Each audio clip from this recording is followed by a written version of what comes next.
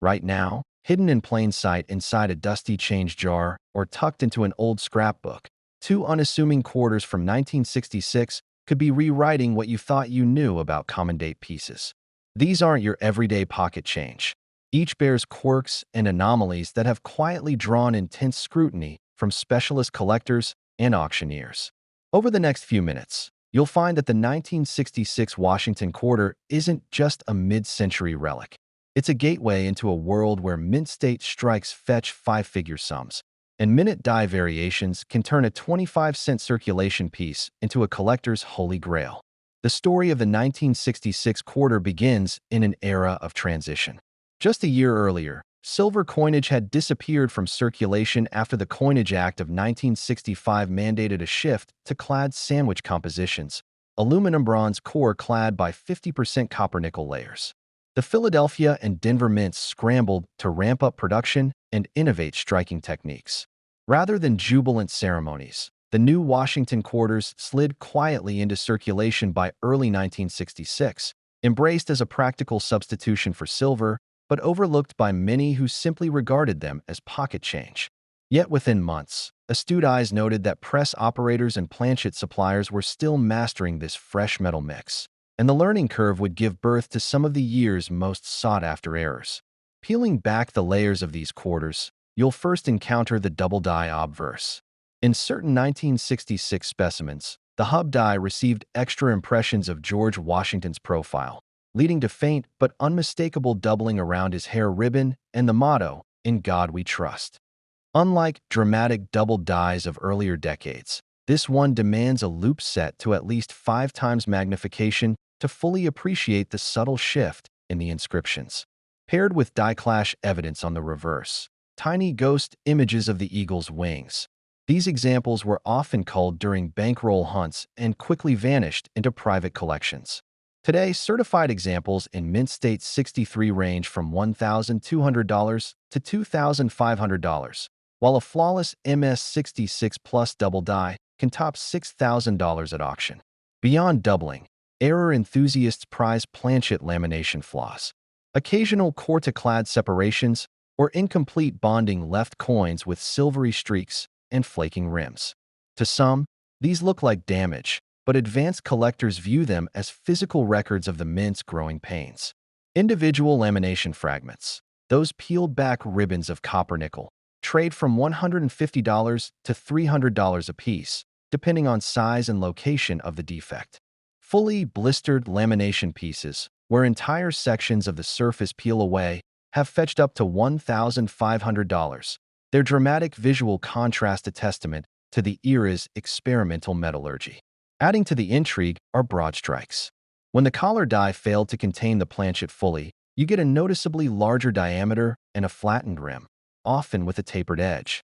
These broad strikes, measuring above the standard 24.3 millimeters, occurred when planchets shifted slightly out of position. The result, an expanded design field that spreads the eagle's wings and Washington's profile closer to the rim. In about uncirculated condition, these coins sell around $500. In pristine mint state, they climb past $1,200, driven by both their rarity and striking visual impact. While collectors chase errors, mintage figures also matter. In 1966, roughly 430 million quarters were struck at Philadelphia and over 446 million at Denver. Compared to earlier years, these numbers were enormous, but subdivide them by error type and grade, and rarity emerges. Only a handful of double-die obverse specimens survived intact enough to grade MS65 or higher, making each one a marquee lot when it hits the auction block. Tracking these numbers helps advanced collectors assess scarcity and set realistic bidding limits. The narrative deepens when you consider hub adjustments. Subtle shifts in the obverse hub position between different production runs created two distinct die states. The early small date style, where the numeral 9 in the date sits close to the rim, and the later large date style, with the digits more centered.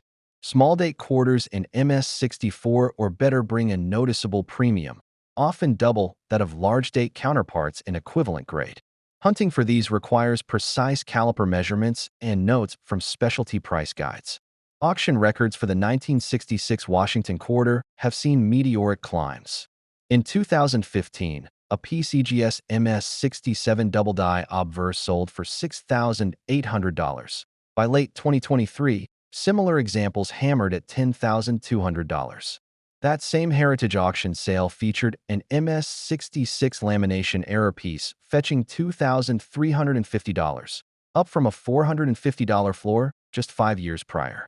Tracking price trends through services like the NGC Price Guide or Coinfax helps collectors time their buys and sells. But beware, market spikes often follow high-profile auction publicity, only to soften as novelty fades. Amid these technical details, personal stories illustrate why these quarters matter. One collector recounts finding a double-die obverse while sorting through his grandfather's old coin folder.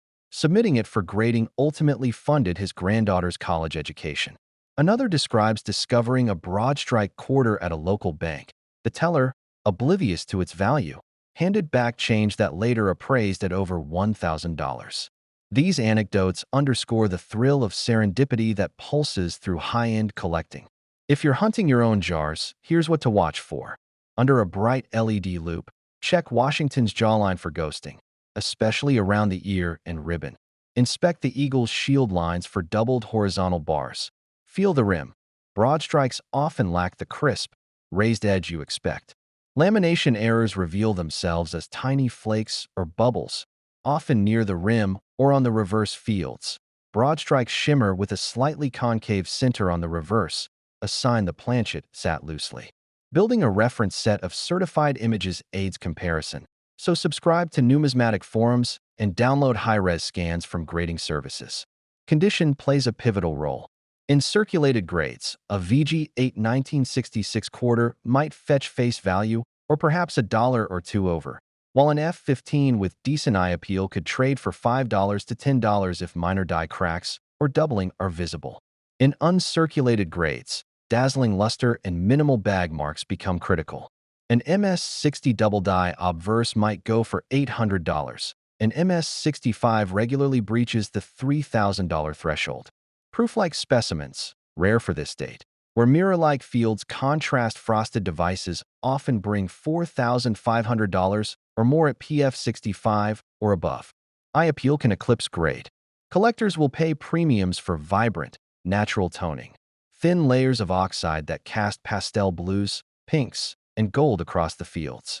A rainbow-toned MS64 lamination error once sold privately for $2,100, nearly double the usual range, thanks purely to its stunning coloration. Conversely, an MS66 double die marred by heavy bag marks or faint post-mint indentation might underperform, slipping under $5,500. In this arena, coins are as much art as artifacts. Beyond collecting, preservation tips matter. Store quarters individually in inert plastic flips or UV-blocking sleeves to prevent further toning or scratches. Avoid PVC-based holders, which can leach chemicals and tarnish coins over time. Handle by the edges with lint-free gloves or cotton tweezers, minimizing skin oils that accelerate corrosion. For lamination errors, secure loose flakes under archival mounts to prevent loss.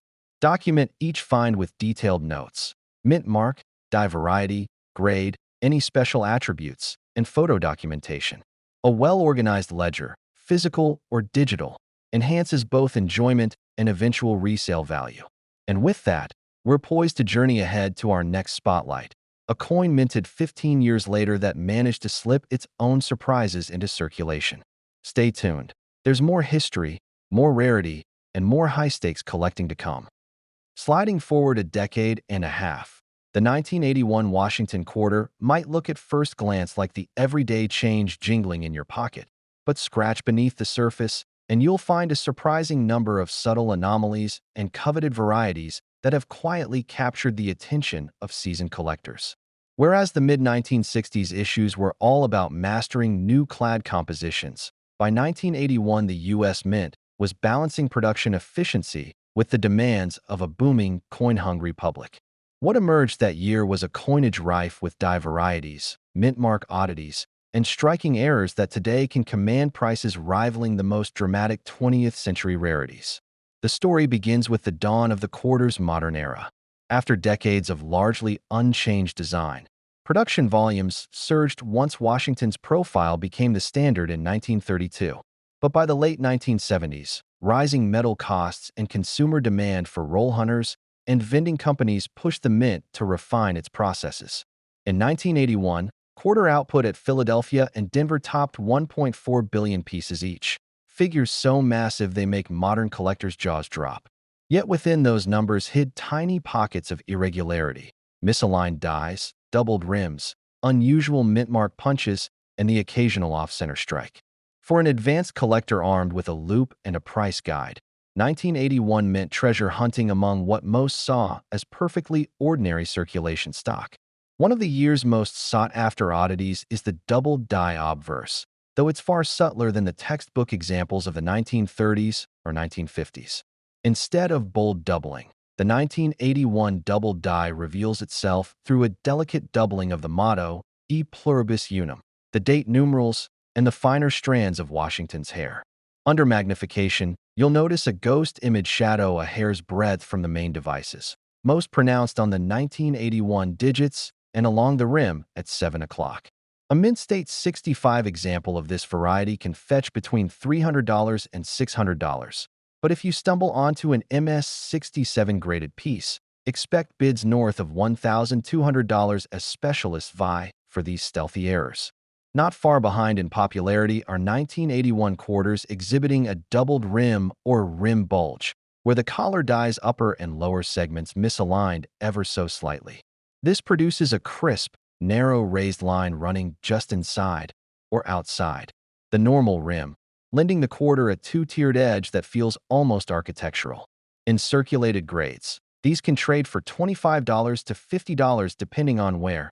In uncirculated grades, MS-63 specimens hover around $150, while exceptional MS-66 bulges have been known to fetch $500 or more at auction. Another variety turning heads is the petite versus bold mint mark classification.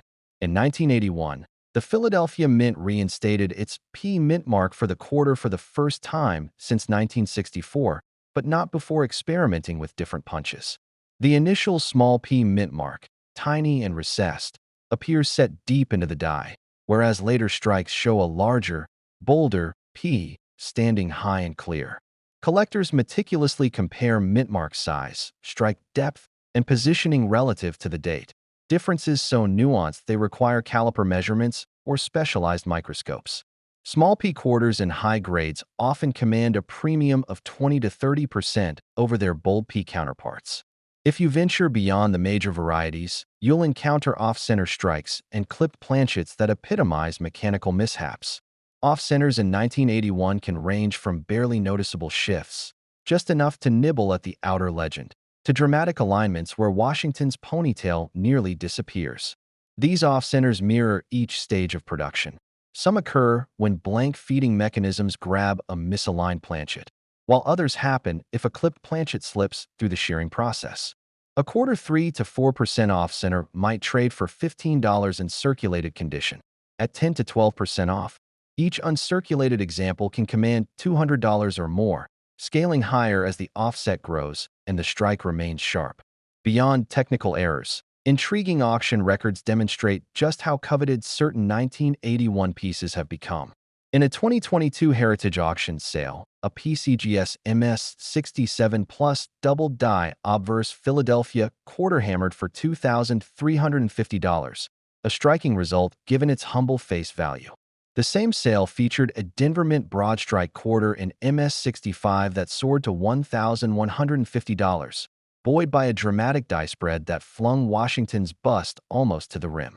Even more modest discoveries can surprise. In 2019, an eBay seller listed a small P MS-66 for $499. By the time bidding closed, bids raced past $1,000 as specialists recognized its rarity.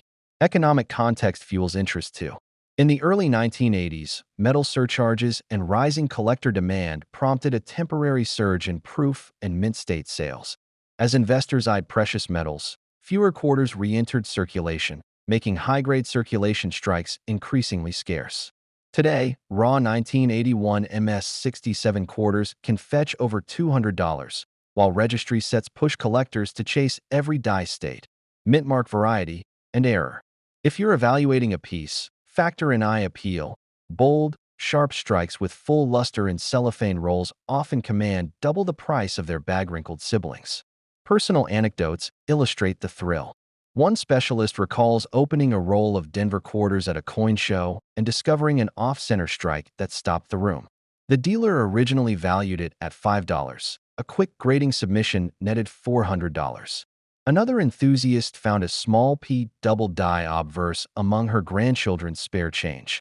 Initial disbelief gave way to delight when authentication confirmed a $750 street value.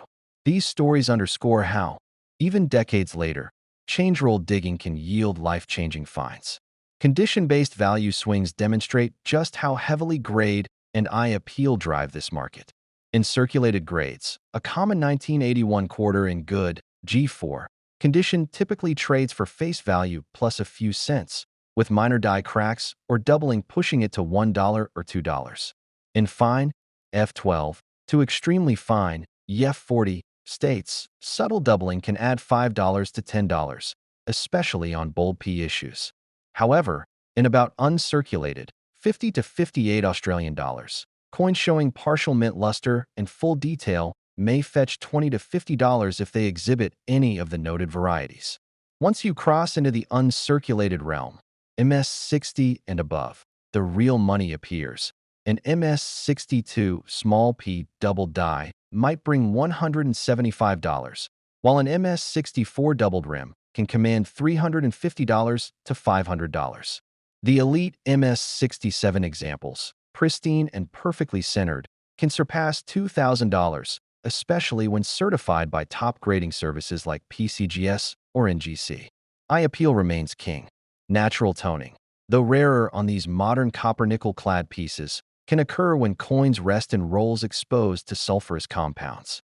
One MS65 bold P broadstrike quarter with pastel lavender and blue hues attracted private buyers who whispered bids up to $1,800, purely for its artistic patina. Conversely, unattractive bag marks, hairlines, or cleaning damage can have a coin's value. For advanced collectors, preserving original luster and avoiding harsh storage environments become paramount. Beyond personal collecting, preservation and documentation help maintain and often amplify value over time. Store prized 1981 varieties in archival safe flips or capsules and maintain a detailed ledger noting mint mark style, die variety, error type, grade, and any notable eye appeal factors. Photograph each specimen under controlled lighting, capturing doubling, rim details, or off-center placement with clarity. Participation in registry sets on grading service websites can elevate your coin's profile, often driving peer interest and higher resale returns. As you close this chapter, remember, the next time you handle a 1981 quarter, take a moment to inspect the rim, examine the mint mark, and hold it under strong light. You might just be holding a slice of modern mint history, and a prize that reminds us why advanced collectors never stop searching.